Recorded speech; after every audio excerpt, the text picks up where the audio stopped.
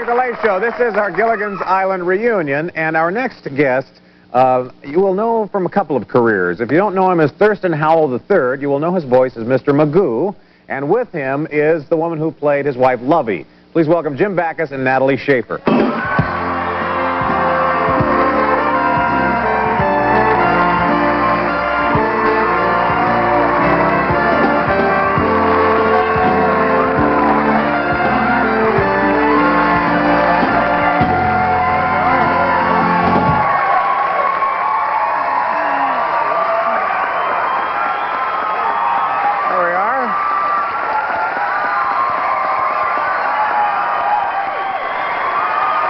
Go ahead, have a seat, Jim.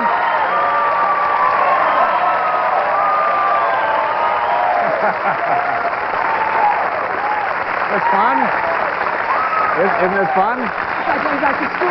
Yeah, it is like going back to school. This is ridiculous. Yeah, now, Jim, look at this. Jim has got lipstick all over him. You can't see it. Oh, he always had. Oh, did he always? Yeah. Well, it's good to see you. Nice to be here. Now, what surprised me... Great up here, but this is ridiculous. What surprised me most about you, Natalie, is when we were talking backstage, you have a genuine, rich accent. She sure does. She does. Well, I have to have. It's in his book. It's in his book. Was this a fun deal for you? It was just I wonderful. adored it. We had such fun together, and we miss being... We worked so well together. All those years, we never had one word that was one crossword, one word with nothing. We agreed on everything. Did you really? And I learned to ad-lib from him. Yeah, did they do ad-lib much in the series? Yeah, a lot of ad. Did you really? Just throw the script out the window? The words were so delightful. Yeah. Yeah, Sherwood's here. He is. Yes, we're going to talk with the creator in just a little while. Now, how did you juggle being Mr. Magoo and the series all at one time? It was very easy. Magoo, I did in about an hour. Just show me the figures of what I was supposed to do, and I'd do it. Really? Yeah. And the things that Magoo ad-libbed, and you couldn't hear were the things that were good, because a lot of Mr. Magoo is very dirty. Oh. I never thought to censor a cartoon. I said, oh, by George. I'm sorry, I missed I like to mind by George. I'm curious how much money the Howells took on this 3-hour cruise, because you were trying to pay off everybody. Throughout that entire series, they had $100,000 for every cast member once, and $50,000 if Gilligan would carry something for you. And there were some things. These are things a Howell doesn't do. Howell never does any work requiring manual labor. Of course not. No. See, Howell is always first. First, last, and always. First, last, and always. A Howell is a servant to no man. Oh, God, say it again.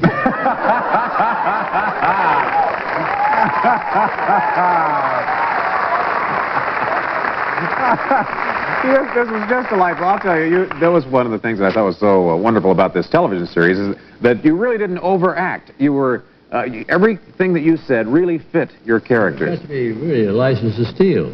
Yeah. Yes, but that's what acting is. It's really having fun. I think the critics have made a fool of themselves when they're taking this too seriously. Well, that's what we were talking about here, where the critics weren't that much in love with it. It just proved year after year to stand up. I found out that Gregory Peck was a big fan of it. Oh, is that right? Yeah, he came up to me one time. I had never met him before, and he said, "You Thurston Howell?" And I said, "Yes." And he said, "My favorite show, wouldn't miss it." Really? I think we ought to be polite. I wrote a book during our... You wrote a book here. It's called Forgive Us Our Digressions by Jim and Henny Backus. That's my other wife. And that's your book. So that's your other wife. That's my other wife. You know, we have the creator, the man who was behind Gilligan's Island, and he's here tonight. I want to introduce you to him. He is the producer and the creator of Gilligan's Island. His name is Sherwood Schwartz.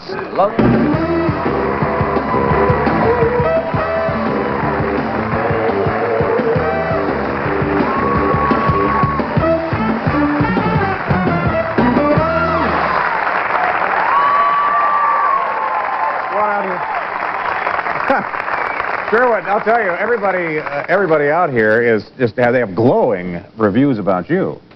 They all love you. Well, they're sensible people. Well, He's the Mary Poppins of Gilligan's Island. Ladies and gentlemen, what do you think of this cast, though? well, of course.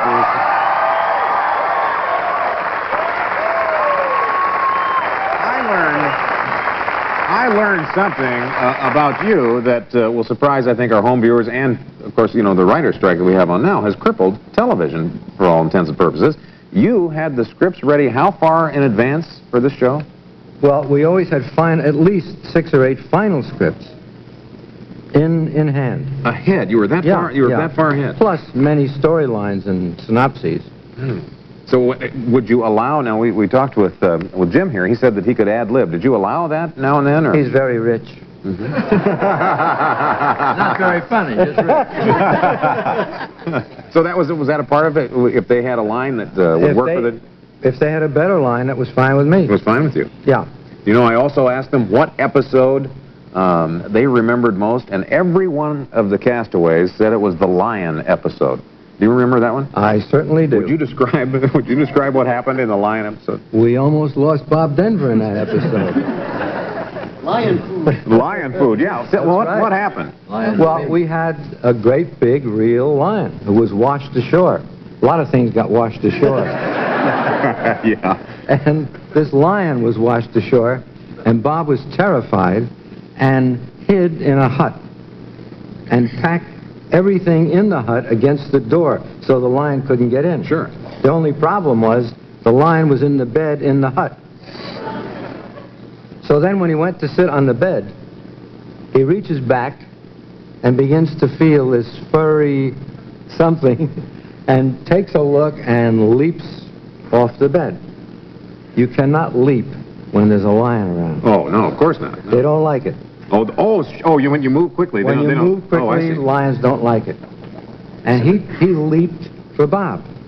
And except for the fact that the bed was not secured, it was movable. Oh, I see. And the lion lost his purchase in that move and leaped for Bob and missed by about 2 or 3 feet, or he'd have landed right on him. Oh, my.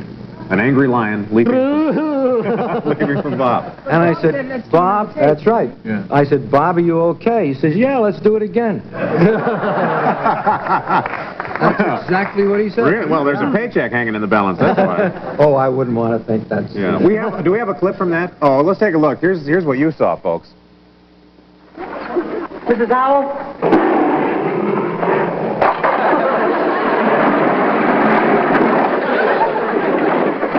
Stay out there, lion.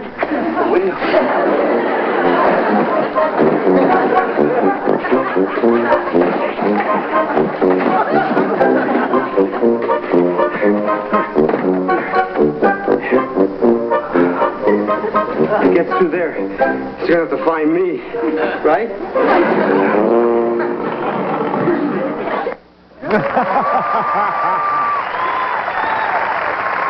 Okay. We're going to have more of our Gilligan's Island reunion right after this. Stay with us, folks.